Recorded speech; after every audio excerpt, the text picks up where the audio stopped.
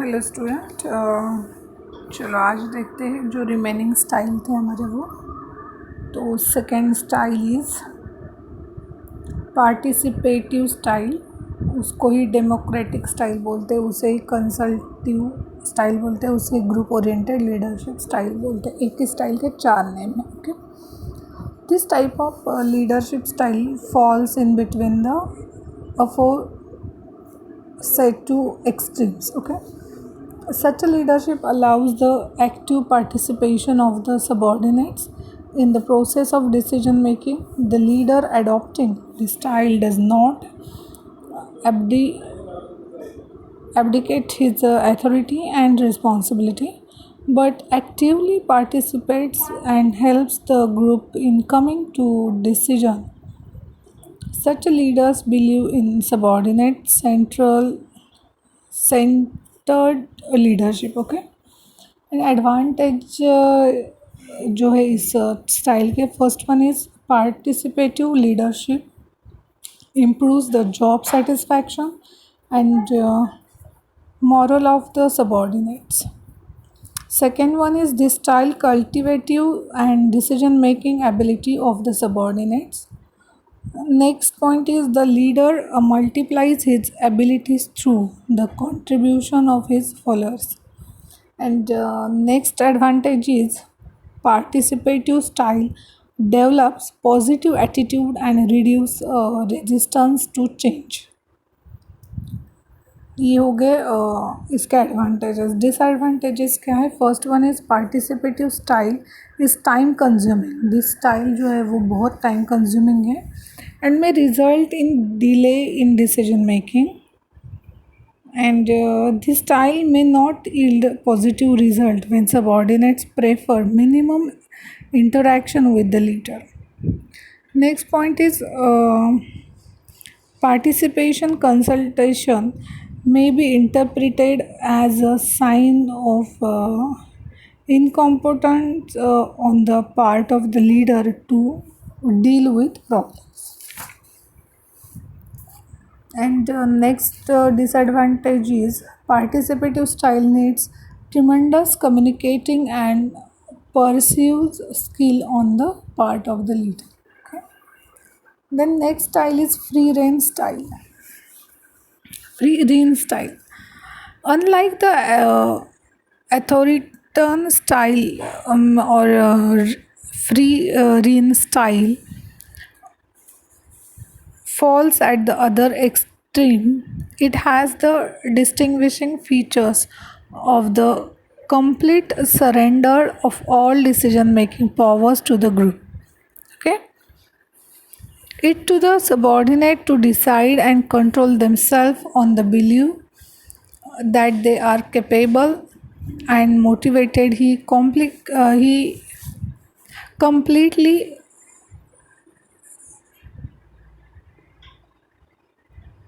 abdicates completely do his leadership position levels all the responsibility and most of the work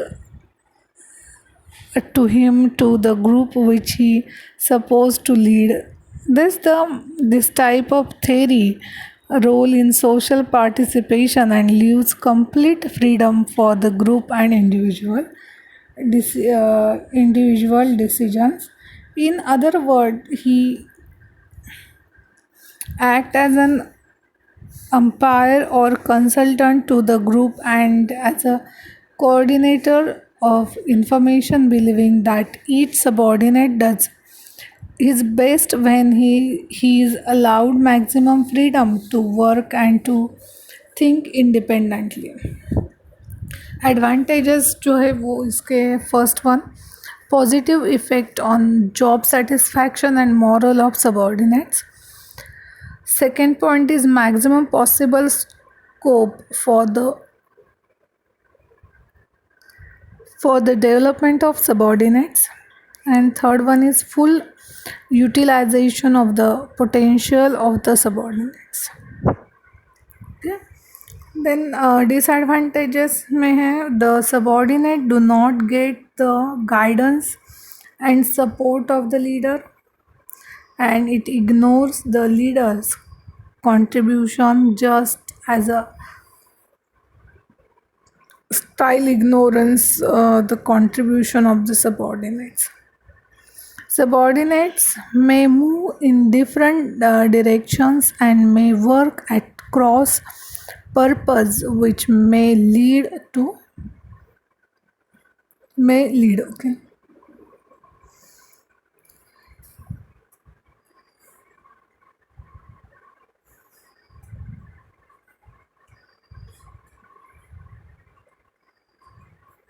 next जो style है वो है expert और intellectual leadership style.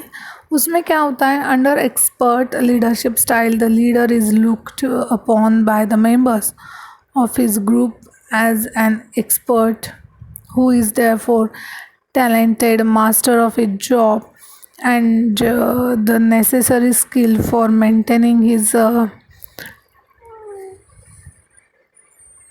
all things or others. The leader's superior knowledge and ability are the basis of this leadership style. He may be a production or a purchase or advertising expert. Okay.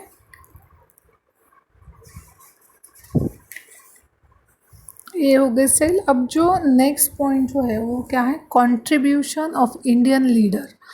इसमें क्या है, Mahatma Gandhi, doctor Baba Saheb Ambedkar and Pandit Nehru, ये तीन ही लोगों का दिया है जिनका इंडियन लीडरशिप मतलब उसमें इंडियन लीडर में कंट्रीब्यूशन है. बाकी लोगों की कोई इन्फॉर्मेशन नहीं है. Okay.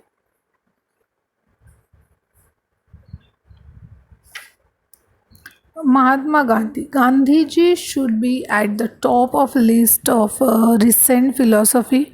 Gandhiji has clearly expressed his thoughts about economic policies. From that we get the insight into his opinions about commerce and economic. We will review some opinions here. His view about economic are in keeping with his philosophy, which was based on spirituality. After the First World War, socialism was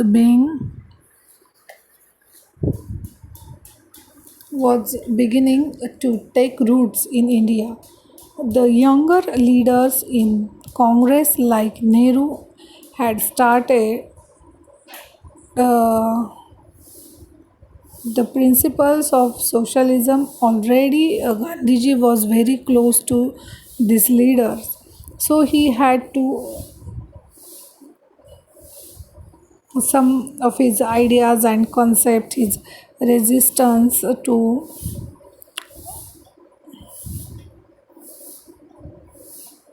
industrialization in principle was diluted. He accepted the principle of nationalization of big industries. Gandhiji was the first philosopher, the economic disparity and extreme propagator of equality who was concerned about the common people. Society based on inequality cannot remain non-violent was his thinking. Therefore, he gave emphasis to remove economic disparity or inequality. To strive for economic party is to put an end to the age-old opposition between capital and labor. According to him, the disparity or inequality between the rich and poor was detrimental and the uh, rich and labor and intellectually equally undesirable. He was of the opinion that intellectual middle class in cities was helping the economic explosion. He used to say that the rates of daily wages of labor, doctors, lawyers, teachers, carpenters should be same. Everybody should carry his livelihood through physical efforts. Intelligent efforts give you social status, but the intelligent feed is no substitute to the actual food we eat. The same holds good for intelligent efforts.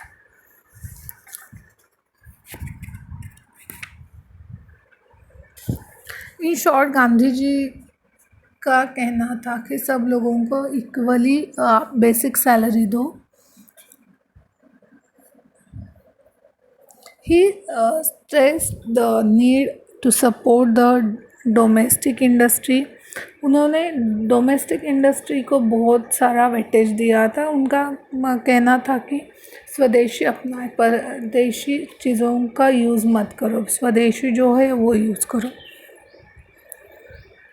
He was constantly urging the British government to protect the old and new Indian industries from the competition from foreign goods. While defining Indian industry, Gandhiji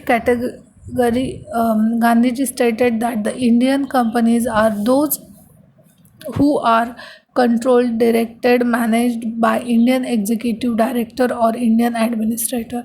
He had included both mechanized industry and village industry in the definition of Indian industry.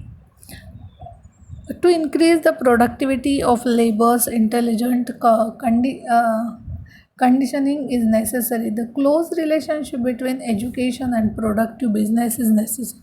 But the education policy of British government was aimed to at developing teachers and junior officer. Therefore, the age between education and production could not be narrowed down even in that era. Gandhiji was of the opinion that professional vocational education is most beneficial for the masses. Okay.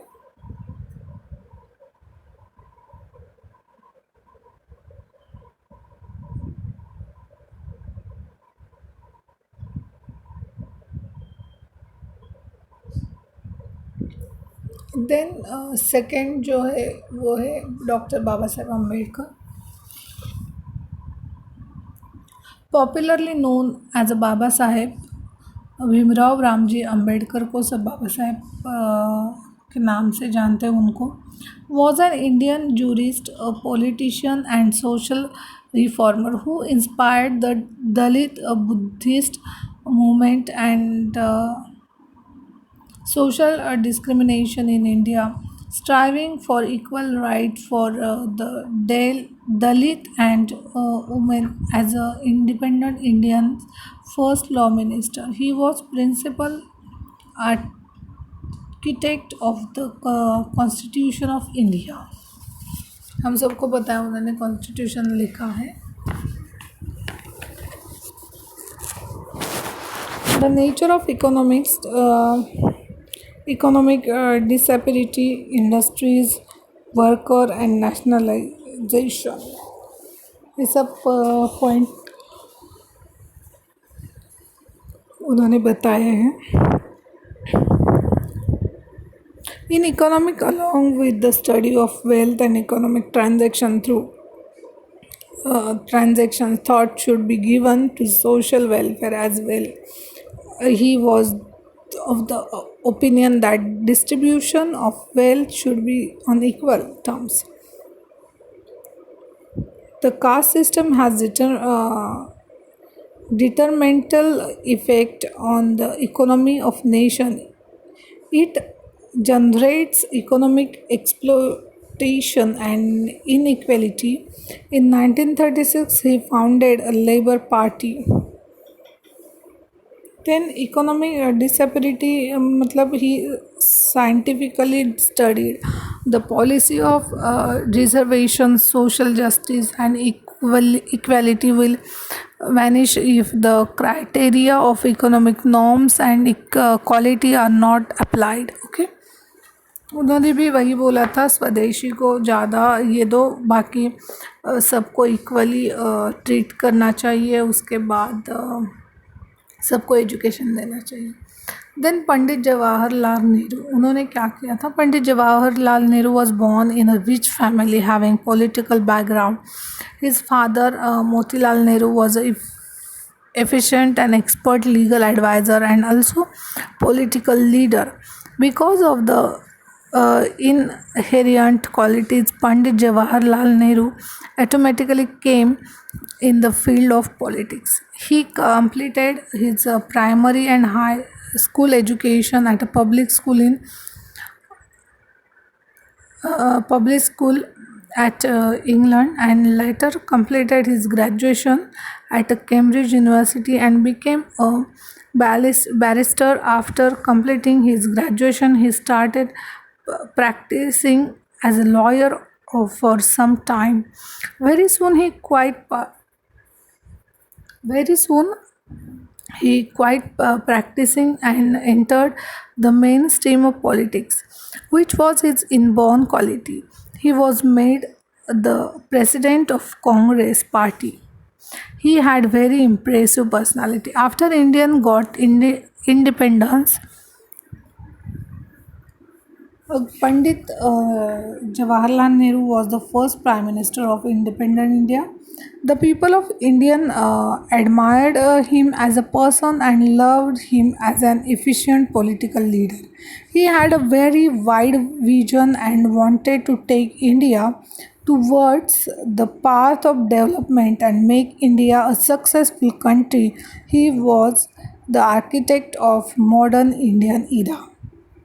Pandit Nehru was written many books in which he had given his financial, social, administrative, and political views and thoughts. He had a lion's share in taking Indian towards a secular and democratic country, and while doing so, he also made efforts for the development of science and technologies. He adopted the policy of non was a